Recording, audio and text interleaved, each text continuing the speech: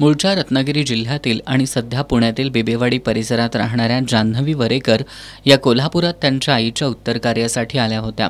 आज सकाळी त्या पुण्याला जाण्यासाठी आपटे नगरमधून रिक्षातून बसस्थानक परिसरात आल्या। तिथं उतरताना त्यांच्याकडील पर्स पडल्याचं त्यांच्या लक्षात आलं नव्हतं। काही वेळानंतर ही पर्स बसस्थानक परिसरात कर्तव्यावर असलेले शहर वाहतूक नियंत्रण शाखेकडील हेड कॉन्स्टेबल धर्मेंद्र बगाडे यांना दिसली। त्यांना पर्समध्ये 1100 रुपये आणि काही दागिने असल्याचं आढळून आलं। दरम्यान जान्हवी वरेकर यांना किणी टोल नाक्याजवळ गेल्यावर त्यांच्याकडील पर्स हरवल्याचं निदर्शनाला आलं।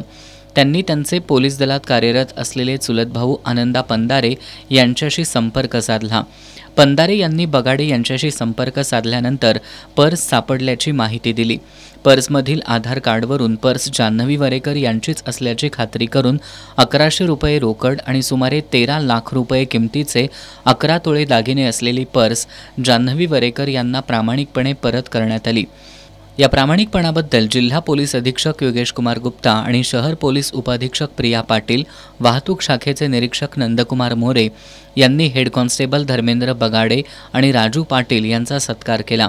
जिल्हा पोलीस अधीक्षकांनी दोघांनाही प्रत्येकी 3000 रुपये रोख बक्षीस दिले।